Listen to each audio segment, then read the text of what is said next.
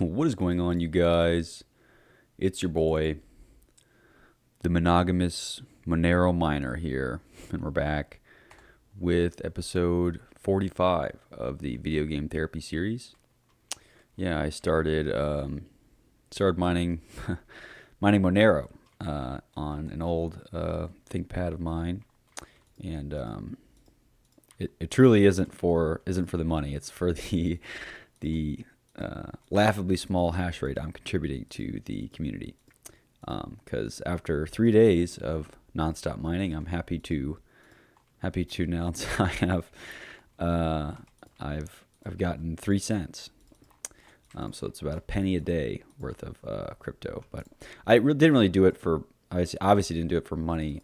I just did it because I wanted to learn how to set it up. Obviously it's pretty easy, actually. It's not nearly as complicated as it might sound to set up a crypto miner. You don't have to be a genius or even really that smart anyway. But anyway, yeah. So I started doing that. It's been interesting. Yeah, what am I doing right now in the world? Just in case you're actually watching this and not just listening, I'm breaking all the bedrock. So there's a little like redstone glitch thing that I discovered. I don't exactly know the source. You can just look it up. I think I just looked it up, and then this is probably as cheeky as I'm going to get in terms of my fundamentalism to Minecraft. I obviously, as you can tell, me flying around with a trident and not doing the elytra, I consider myself a bit of a fundamentalist when it comes to Minecraft, and this is as cheeky as it gets because it is really annoying to have this bedrock here, and the other ways of breaking it are quite obnoxious, to be fair.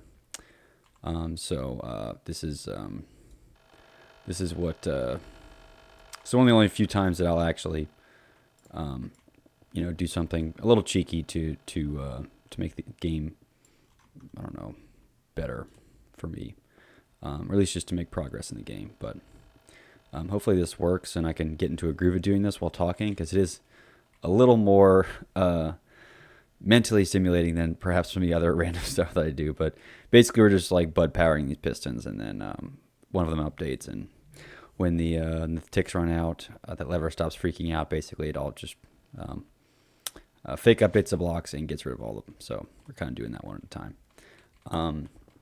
Anyway, some different I have lots of stuff I can talk about today.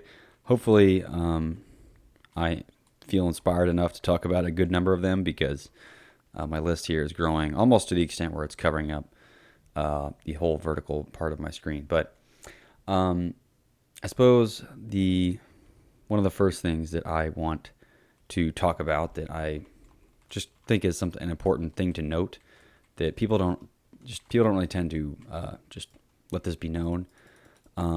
It's maybe if you've listened to me in the past, I'm not very high on the whole I guess like the hard work ethos, in terms of I'm not lazy. I wouldn't call myself lazy, but I'm not the guy parading around talking about how much of a hard worker I am. Right? Just because I think that, I've done it before. What the fuck does that mean, right? Your hard work, my hard work, the hard work of a dog. Like, what work is really hard, right? Something that could take you all afternoon, I could have done in 10 minutes, right? But I could have been lazy, and you could have worked hard. And it's not to say there's no value in working hard. Obviously, whatever the hell that means to you, there's some value in there.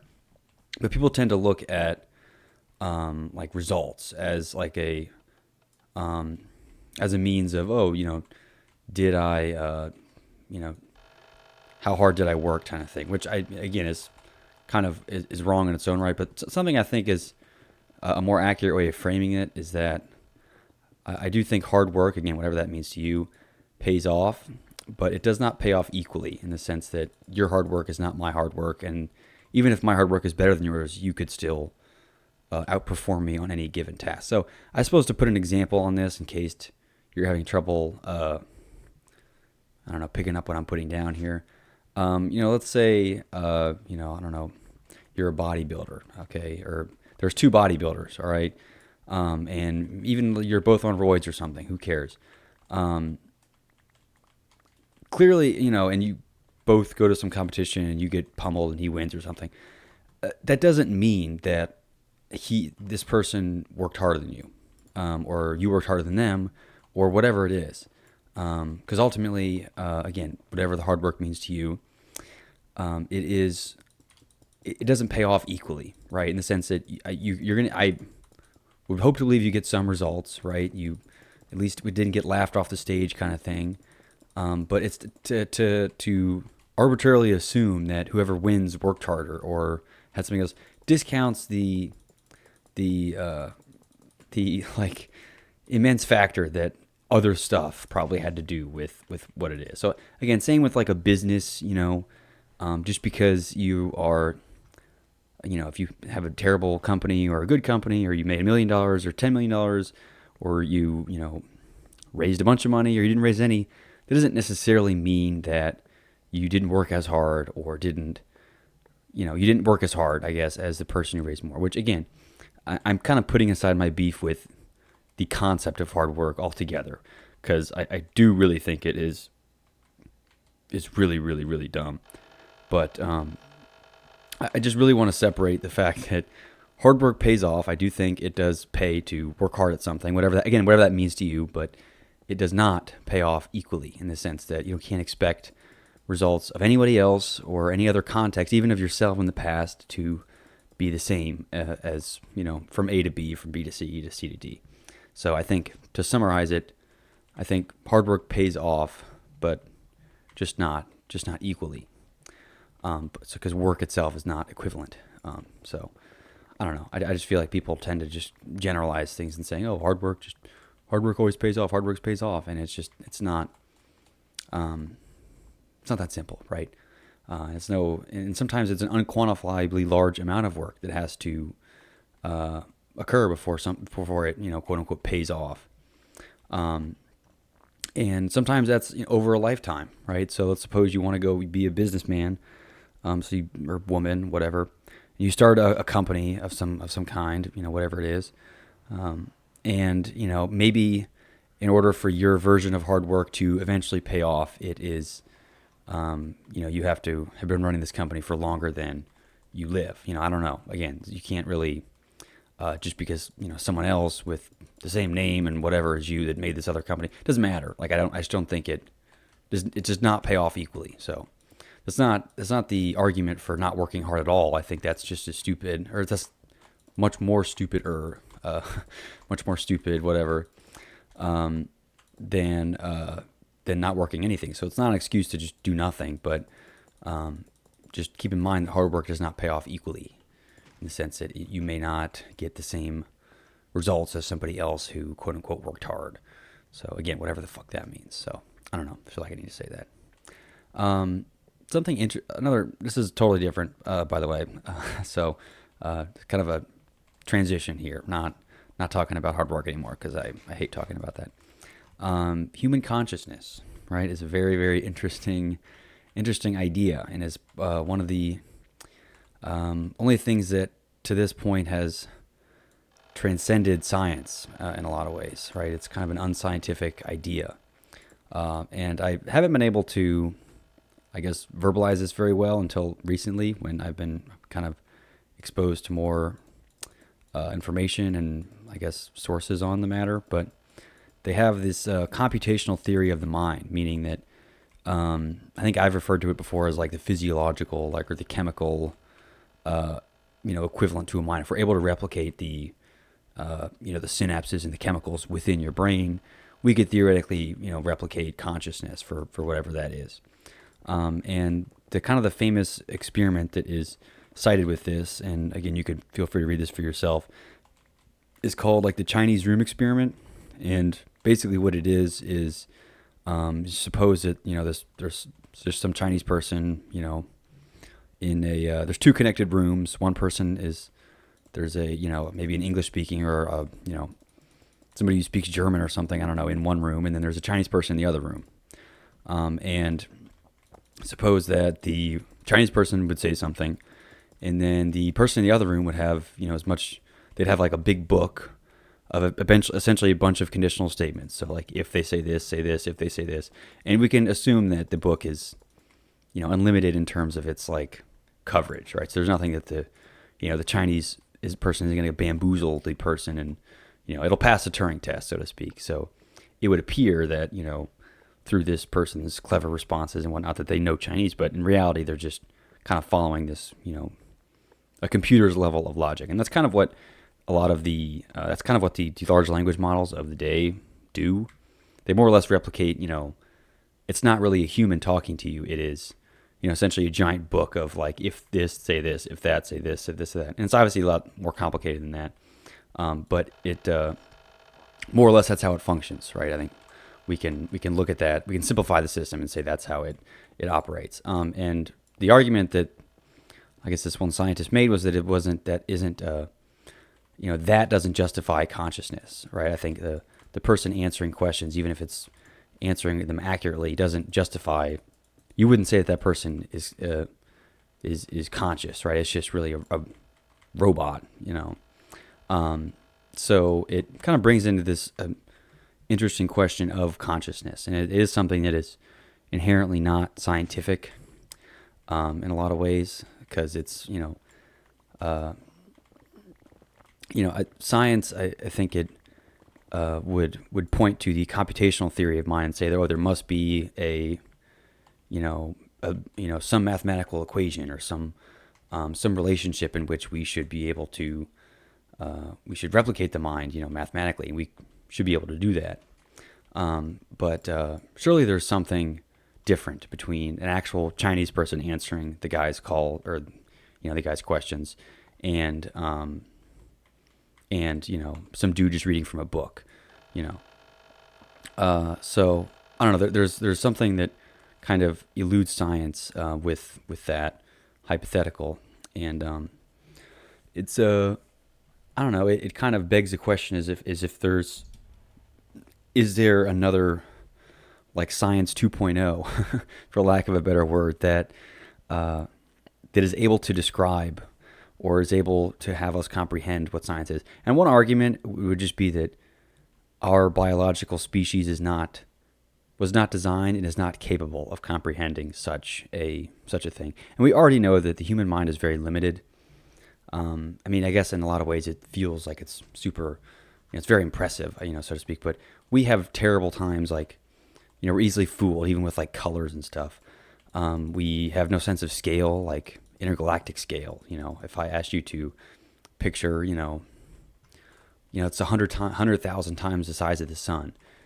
That doesn't mean anything to you, right? Only because you have no sense of scale with that.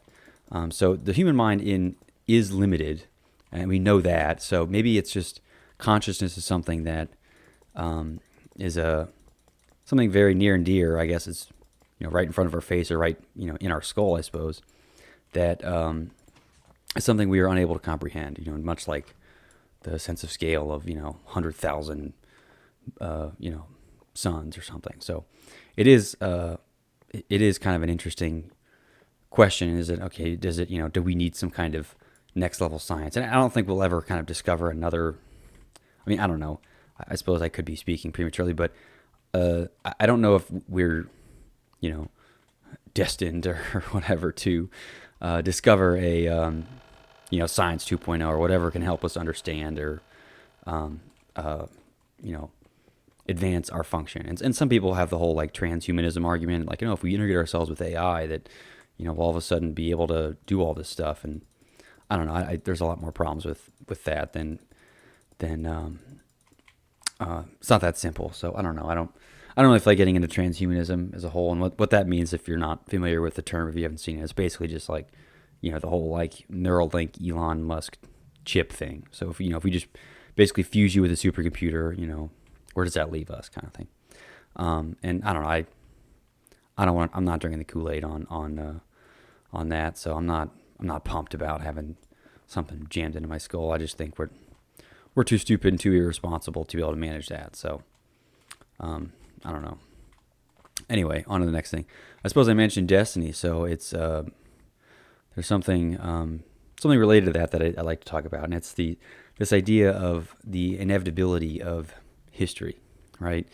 We, took history classes, or we read Wikipedia articles about history and its victors and its losses and its, tragedies and its successes. And we kind of learned all that in a sense. But I think there is, this kind of this impulse, or maybe it's just kind of a natural way of looking at it, that it was bound and it was destined to happen that way. It might have felt kind of like in a, when you're watching a movie, it's, we know that's, they're not going to kill Spider-Man. They would never do that. Or, they kill him and he comes back to life or something ridiculous like that. So there's kind of this inevitability view of history where it's like, of course, the Nazis are, of course they're going to lose World War II. We kind of knew that, but I think we kind of forget that, at the time, I'm sure that there were lots of people that were like, this is not inevitable, right? This is not just some like, oh, this is, surely we can't lose this, and even like, I'm sure the people within the party themselves were probably like, surely, I mean, I think if you were a Nazi, I'm sure you believe that that was the New World Order, what they were planning on. And obviously now we can kind of see with hindsight and be like, glad that worked out the way it did. I'm glad we're not running around as Nazis now. But we tend, it's easy to kind of just think of things that have happened in history as like, oh, of course they're going to lose. And I just don't think that, that's the way it actually is. I think there is, even now, there's not an inevitability of something happening, right? So some people kind of look at, even the transhumanism thing, I can bring that back, that, oh, it's inevitable. We're going to fuse ourselves with robots and, have us on morphine drips or something, and we can be in the metaverse all day and whatnot. It's inevitable. It's only a matter of time before that does everything. Or even just like, oh, the mass adoption of certain technology is inevitable. Of course it's going to happen. I still think there is autonomy and there is capacity for change in some whatever regard. So I think if anything to take away from it, it's just that there's, assuming some kind of progress in some way is inevitable is not the way we should look at things. I don't think, while it might feel like history was totally inevitable and there was nothing we could have done, and whether there was, of course, the Nazis were going to lose. There's no way they weren't. I think it's kind of a very limited way of looking at it, and especially with current events, I think some people look at, especially like progress of something like, mass adoption of technology in whatever ways. It's people will just Twitter will be the new town. I don't even know. You could make up whatever ridiculous. Or the metaverse is inevitable. Everyone's going to be in the metaverse. It's just that's just how it works.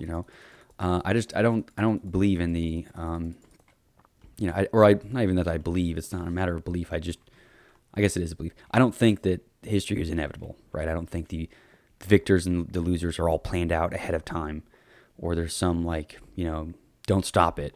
Even isn't it like a quote from a movie that it's like, don't interfere with destiny. The bad guys are always the ones saying that, right? But yet it seems like when there is something new that's happening, people are quick to go, oh well, it's bound to happen, and I just don't think it is.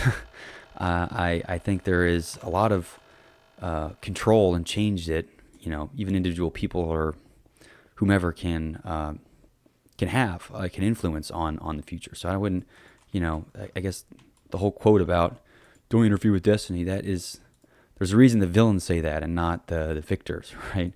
Because the whole point of the movie is that it doesn't seem like, Spider-Man's going to come through or he's not going to die or something. I don't even know what kind of crap goes on in movies these days, but it's not, it's not, you can't always assume that the right people always win. And that's the other thing to kind of consider with the inevitability of history is we always kind of assume that the good people win, right? We beat the Nazis, the Cold War didn't end in atomic bombs. And I suppose I'm kind of only looking at American examples, but I'm sure if you look at Chinese history or, I don't know, Middle Eastern history, there are probably dozens of places. And you can even point to current societies that were like, it feels like the right people didn't win that,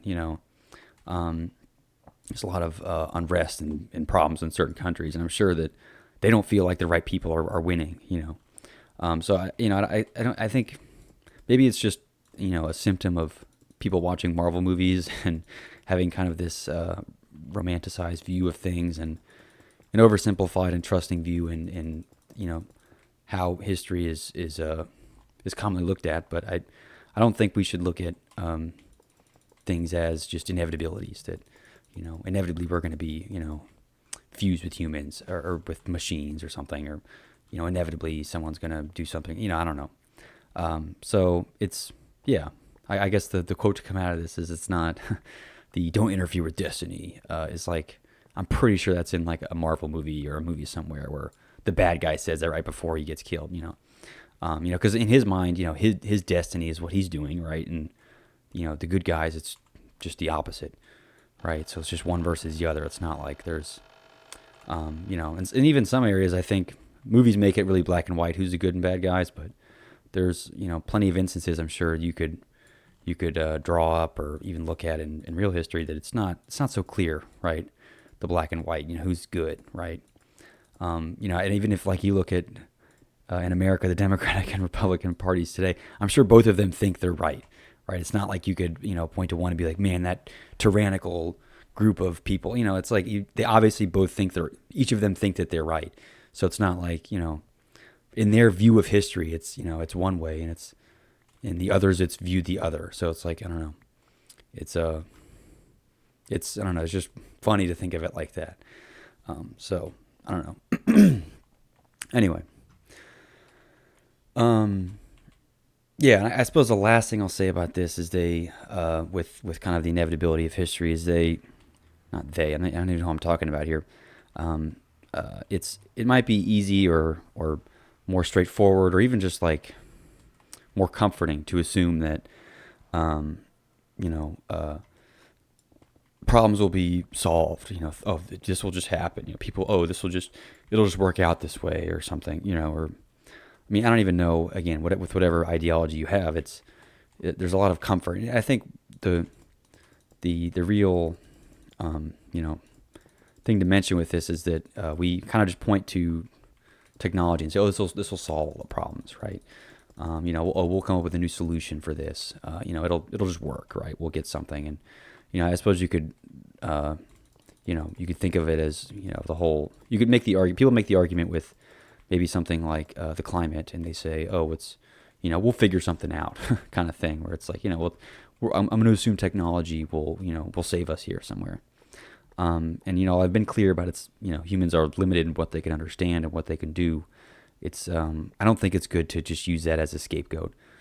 And further on kind of technology as an overall solution, I think I'm seeing more and more of this is that I've talked about news and news media, and that being kind of it's a replacement for entertainment, but in some ways technology to some people is a replacement for religion. In some ways, they kind of have this undying belief that the technology will save us, or whatever that means in their context or in their eyes. And I just, it seems just as diluted in other than to think that we're on Earth is sitting on a bunch of turtles. To use that example, I think using technology as just like religious knows-all omnipotent entity of solution is can be just as limited in terms of a worldview than any one religion. So it almost functions as religion to some people, which I think is a dangerous idea. And since it is so scientific, it is often hard to refute at face value. But I think what I'm kind of getting at with this is that science in and of itself can be limited in what it can understand and what it can describe. And like I said a long time ago, I think I don't know or we don't know is a very common answer in a lot of scientific threads, because we just don't know. And I think some people just think we'll eventually know though, right? I suppose that's an optimistic view to have, but it's not a guarantee that our way of thinking, and I guess it boils down to science itself is a man-made construct, right? It wasn't like we dug up science and all of a sudden it's like we know the scientific method. We've kind of formulated it, right? And it's just kind of dispelling falsehoods and then building on top of things that are declared so inaccurately not false that, they're laws, right? So at some point, Newton just goes, oh, gravity, it exists, boom. And someone's like, all right, well, you're lying. Let's prove you wrong. And then they just couldn't, right? And so now that's kind of a scientific truth, right? And so it's not even the sense that, it was like it was discovered as a truth. It was a conjecture, and then it was irrevocably proved not false through all of the methods and ways we do to measure it. Which again, it is is a solution, right? It's kind of what we've based what that's what science is, but it hasn't. That is still limited, right? It's still a framework that we've kind of invented to help ourselves understand the world. It's not it's not God. It's not. We didn't have. It's not the answer to everything. Because again, like I said, there's a lot of questions that science just does not answer, and maybe it will later, and it feels that way for a lot of maybe surface level, very chemical things. But things like consciousness, right? Do we think we're just going to one day science our way out of consciousness, and all of a sudden, like, that all makes sense? And again, maybe it just requires science 2.0 for us to know and understand, and to clarify what the hell consciousness is. But certainly the science as it stands now does not give us much to think about, because we can't. Science doesn't let us decide. Doesn't let us know what the difference is between the guy in the box with the book of responses, in the Chinese room example, or an actual person doing it. We could be easily fooled, using scientific methods in one way or the other. So I don't know. It's interesting. Yeah. So I don't know. It's very interesting. I want to describe something I've kind of I'm trying for myself, and I don't even know why I'm feeling the need to share this. I think I just want it out in the void somewhere. But I am doing a method. So I read that Alter Ego book a long time ago. I think it's probably 10 or so episodes at this point. It was about how, different parts of your, different, I guess, parts of you show at different parts, right? So if you're at a party, you're going to act different than you would be at work or something. And I've kind of want to just test that theory. I guess I'm back to the scientific viewpoint of things, but I kind of want to test that theory. So I've devised a system that I guess I call just like a reverse mood ring. And what that is that I, depending on what setting I'm in, I wear a certain ring that tells me how I should be acting. And so I've done it for a couple weeks now, and it's been interesting. I don't feel the effects aren't anything book worthy in terms of me shouting out on Twitter about how great it is, but it's something I'm gonna keep trying and see if it ends up working. So I guess to describe the system so that it's clear what I'm talking about here. I have 4 different rings, 4 different colors. Starting on my left thumb I only wear one ring at a time, by the way. That's not like some Ben 10 superhero thing where I can wear all this stuff at once. And I only wear one ring at a time. And sometimes I don't wear a ring. I don't wear a ring when I sleep.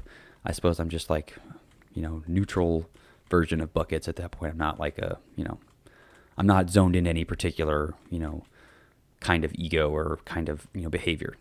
When I'm sleeping, I just go to sleep. I shouldn't be focused on that. I should be focused on sleeping. So starting on my left thumb is a black ring, and the black ring, I said I have just an acronym RUST on my 4 fingers, and if I had 5 rings, I would do Rusty, but I can't. So Rust for Rusty Buckets, close enough. But the left thumb is the word I associate with the R, because it's it goes from left to right. RUST is reflect. And I suppose it's the ring I'm wearing right now, and what that means is this is where I can get philosophical with things, right? Think about things, reflect on myself, and kind of be it's kind of an introverted one. I think the ones on the thumbs are introverted, and the ones on my index fingers or the pointer fingers are the more extroverted rings. So this is like a introversion, reflection, reflecting, kind of thoughtful ring to have on. Next, the one on the left pointer finger or index finger, whatever you call it. This is again, U is the letter associated with this one, but I couldn't think of a better one to have, but I guess it's just unleash. Basically what this is just I wanted to exercise or go to the gym in. So this is just, kind of not extroverted in like a social sense, but extroverted in like an energy sense. So, I guess if I was, going to try to dance for an hour or do something physical where I needed to kind of unleash energy or unleash the beast or unleash the bucket, whatever you want to call it. The U ring, the one on my left index finger, it's red, is the one that I'll wear. So, starting with the left thumb is a black one for R, which is like reflect, and then the left index finger U is unleash. And then moving to the right hand, not the hands don't really mean anything, but the index fingers are extroverted, thumbs are more introverted. The right hand on the index finger, so this is the S, is a green one, and that is for socialize.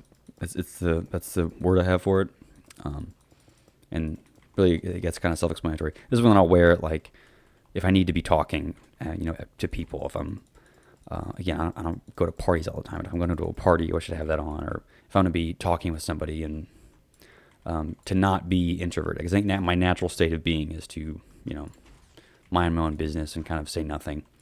But if I'm wearing the S ring or socializing ring, I should try and, be social, right? That's kind of the point of it. And yeah, for me, it's just a cue that I think I kind of need because I, could tend to just isolate myself otherwise, which is just kind of the way it is. Anyway, it's kind of a cue for me to get out and socialize.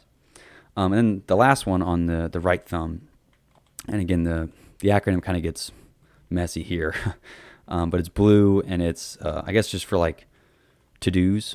And what this means is just do whatever's on your to-dos. This is kind of like work mode, get your stuff done, whatever's on your to-do list, like do it kind of thing. And so it's kind of like the focus one, the one I'll wear doing any kind of work or any kind of deep focus. I wear the to-dos ring, which is blue. And that's kind of just like focus, get your stuff done, quit messing around. Like, it's introverted as well because, I don't need to be talking to people while I'm working. So I wear that if I need to think and focus and do, mentally strenuous tasks. So RUST going around, it's like reflect, unleash, socialize, and to-dos, which again isn't really a verb, but I don't really care. It's anyway. So that's the Rust ring method. If there were 5 rings, it'd be rusty, but it doesn't matter. If I had a bunch of them, I'd do rusty buckets. But I only have 4, and I kind of only want 4 because that's probably plenty to keep track of.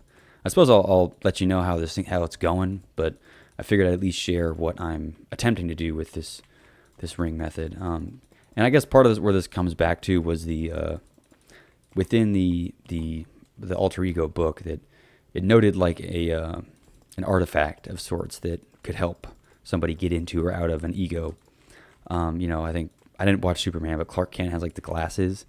I guess if he's wearing the glasses, he's Superman, or if he's, I don't even know what the hell it is, but there's some artifact that, helped him do that. So I'm kind of thinking, how could I, get a lot out of this? So I have 4 different ones for 4 different versions of buckets. So I suppose we'll see how useful that is. But so far it's been good. There's not really a good way of quantifying any of this. So some of this is just, I suppose I'll just kind of have to feel it out. And again, so far it feels good, I suppose. But again, I don't know if it's actually leading to more results of any kind. Again, I don't know, because again, how would I suppose I could track results in the gym and results with like work to-dos, but how could I track socializing results or results with like being reflective enough? I don't know. So there's not really a great way of quantifying any of this, and that's not really the point. Is not, this isn't a whole data-driven thing. I think this is another one of those scenarios where data doesn't really, is probably more useless than not have any, right? The kind of subjective feel of it is what the point of it is. So I don't know. Anyway, we'll see how it's going, but that's the method. Yeah. So let's see what else.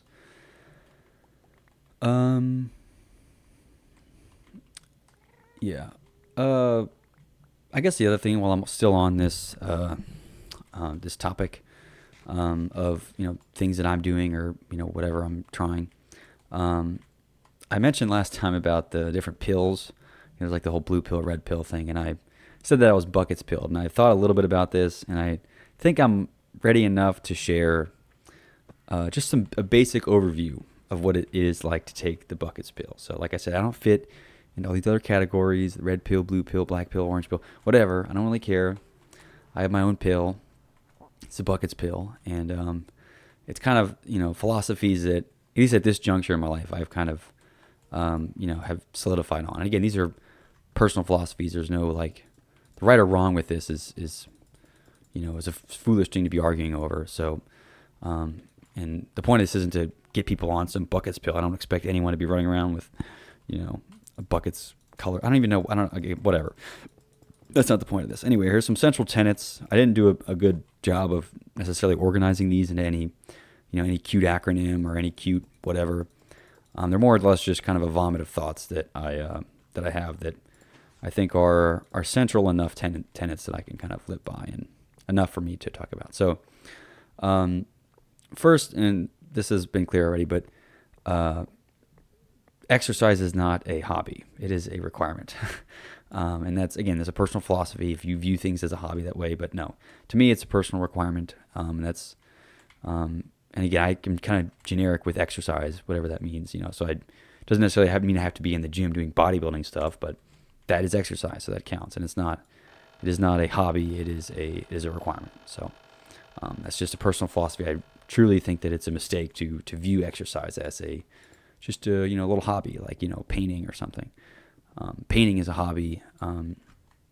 Exercise is a requirement because it is just so closely tied to our health. If there was I guess scientific evidence to presume that painting a lot had the same physiological effects that going to the gym did, I'd be painting all the time. But ask any bodybuilder if they've put on 40 pounds of muscle painting, and they will tell you no.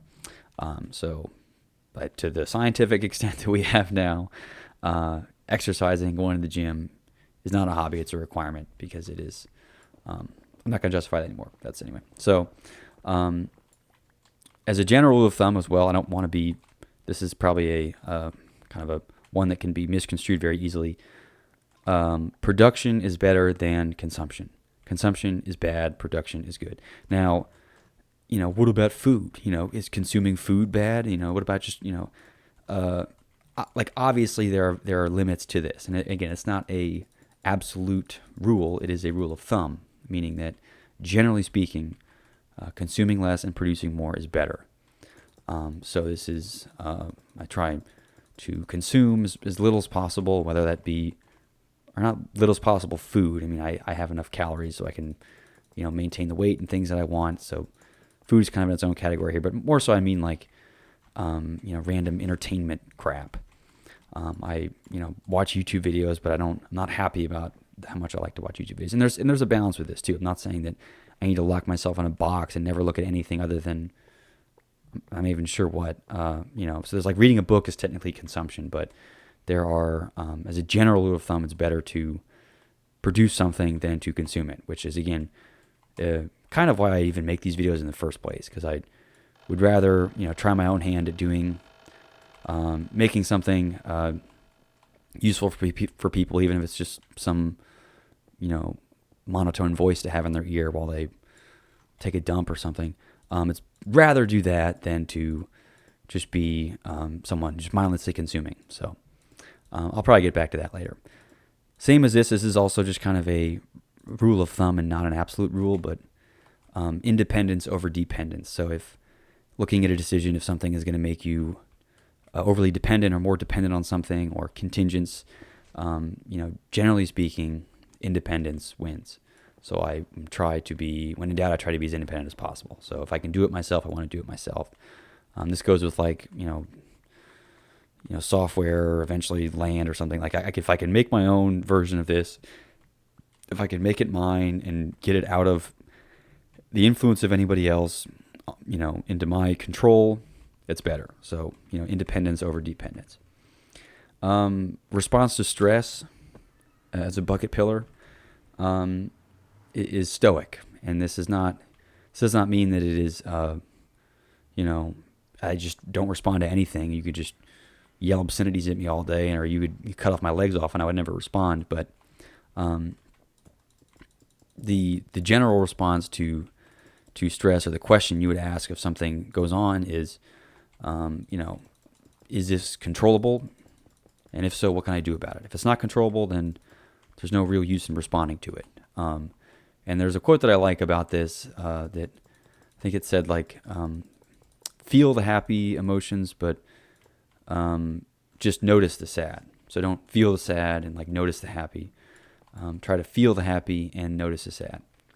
Now, again, that kind of goes against the whole yin-yang principle of you're just as happy as you are sad. But I think it's nice to cue you in. Like, if you're and sad is also just a blanket term for, like, angry, any negative emotion. Notice negative emotions, but feel the positive ones. So I think that's a good rule of thumb with this, and I think that applies to a lot of scenarios where one could respond either stoically or non-stoically. So generally speaking, if I have no control over something and it's, something happens that doesn't involve me or I can't do anything about it, then what is the point of, bitching about it or complaining about it or doing whatever? So if it's uncontrollable, leave it that way. The Pareto principle, which I've kind of beaten to death on this on this thing, is the 80-20 rule. And this is kind of a ubiquitous. This applies all over the place. A lot of things are 80-20, so look at things 80-20. So again, if you're going to think about things that are in or out of your control, assume that about 80% of the things, in your immediate circle are in your control and 20% are not. Like, the geopolitics in Ukraine, zero. Okay, I have no, I'm not going to have any response to that because that's so far out of my control, it's not even funny. But, what I eat for breakfast is in my control. That's probably like 100-0. I could do that. But especially if something seemingly in your control falls out, you can chalk it up to the 20% that's out of your control in that sense. So I don't know. Try to use the 80-20 rule when applicable, to view things in a light that is constructive and not just like comforting. So I don't know. Balance is another 50-50. Balance is a very central tenet to bucket pillism. So this is trying to look at things neutrally. So it's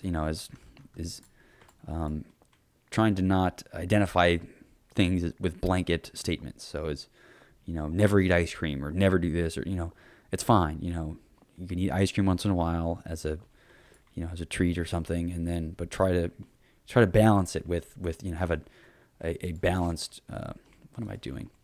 Balanced relationship with different things, and not unbalanced is not good. So again, there's kind of a lot of nuance there, but that's kind of what something I like to keep in mind when especially when things are going awry and I feel like stuff is all over the place. I just need to restore balance. So pure rejection or acceptance is foolish. So be skeptical and confident, but still question, and don't kind of quit questioning. So don't ever wholly reject or wholly accept any one thing. So this is, again, doesn't really apply in any, I wish I had better examples for these, but like I said, I didn't have to give myself a whole lot of time to be dreaming up examples for these different tenets, but generally it's not, the right answer is not A or B. It's some, somewhere between there, right? Somewhere in the middle. So that the color is gray. If it's often not a black and white issue. So if you tend to see something as black and white, you're probably wrong. Again, doesn't mean I can't have opinions.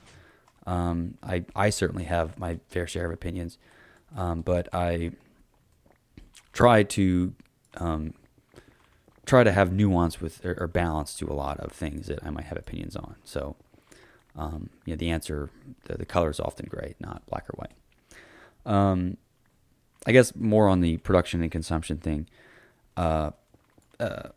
Consumption, I think, in scenarios where it makes you a better producer of something, is constructive. So, for example, like, I don't know, the reason that eating food is okay is because it allows me to produce. And if I was starving to death, I couldn't make these videos. I couldn't, produce anything. So I suppose consumption that allows for greater production is is the consumption that is more okay. But again, there's balance to it, and that's kind of the reason that those are in there. So some of these are, if you kind of take everything out of context, are hypocritical. But again, try to view things in a way that is constructive and not purposely trying to break these rules. Because again, I'm not writing a new Bible here. I'm just more so just kind of trying to provide some generic things of advice for myself. So keep that in mind. Same with, I guess, kind of the science look at that I went on earlier. Try to approach new knowledge or new things or new ideas with humility. So even if I might feel like an expert on something, it's sometimes good to just pretend like you're a complete idiot, so you really understand. I do this all the time. If somebody is trying to tell me something, especially if they're opinionated about something, even if I know a little bit about it and probably could describe, if I had my own opinion on it already, I'd sometimes I'd just be like, no, I have no idea what you're talking about. Explain it to me. Because again, especially if if someone says, oh, you heard about the, I don't know, Chinese panda that grew to be 20 feet tall or something, and maybe I had heard about it, but and if I had some opinion that it was bad or something, I don't even know why I would think that. But you can again insert your example here. I think it'd be more constructive to just be like, oh no, I haven't. What is it? Tell me about it. And that way, you can kind of get their unaltered, what their view is without, kind of infecting them with what you have to say. Because I think the moment you share your own opinion first, because everyone feels the need to do that, you're kind of already prepping them to either, agree with you vehemently or, kind of have some other thing. But if they're, speaking to an audience that doesn't know anything about the giant panda, they can kind of say whatever they want. You can kind of know if they're bullshitting, but you don't get a biased view of their view, right? They're not dumbing your view down, or they're not fitting their narrative so they don't argue with you, or any number of different things that they could do, knowing that you have XYZ opinion about the panda. Again, the panda is a generic example for anything, any kind of geopolitical thing, a movie, whatever it is. Try to approach whatever it is with humility.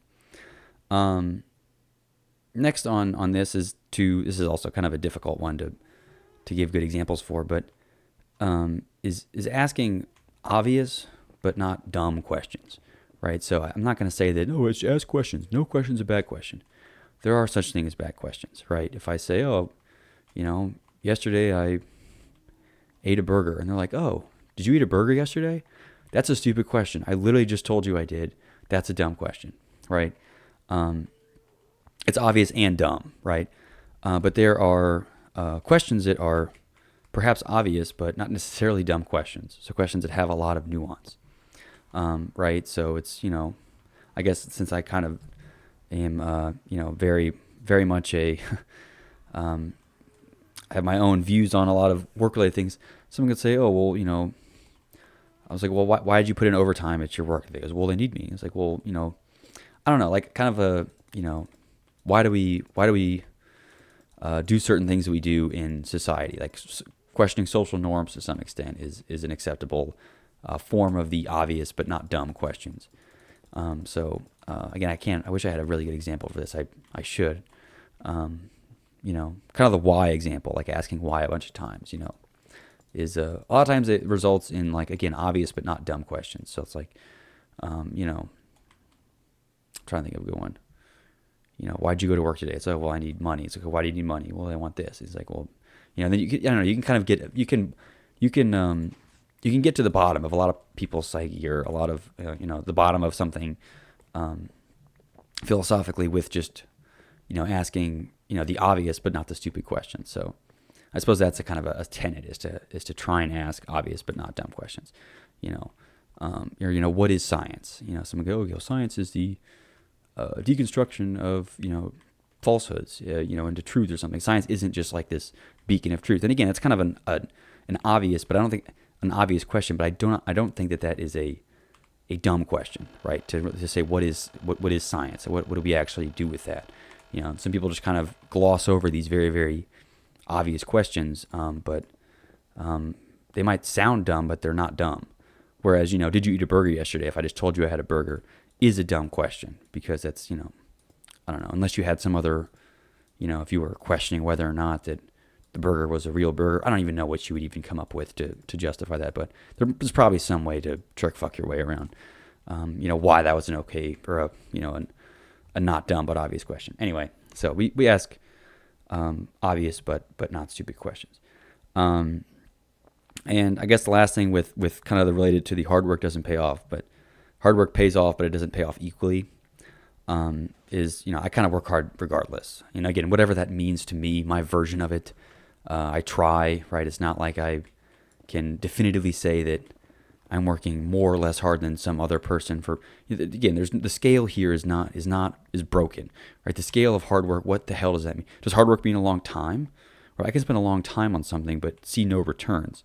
Like if you looked at this YouTube channel as a means of me making money, this might be the worst investment of time of all time, right? I think I've made 30 more videos than I have subscribers, which would anyone looking at someone as from an economic view would go, you're so far away from, at this rate, in order for you to actually make any money off this, to buy your time back, you'd be making these videos for eons or something like that. But again, that is not the hard work in that sense is not is not something that can be put on a scale of any kind. And again, it's also not the point of why I make these videos. Not trying to make any money off them. I'd be employing a lot of different tactics if I actually want to make money off these. This is not. I hope these don't get any more views that they already do. And when they do start getting views, I hope I'll start getting blacklisted or something. I'll tell YouTube to not list my stuff. But anyway, the last thing, the last tenet, the last little bit of the bucket pillism, or the taking the bucket pill. What is it? This is the final tenet of taking the buckets pill, and this is final and probably the most important tenet of bucket pillism, is that I don't give a fuck about nothing. That's it. I'll see you next time. Peace out.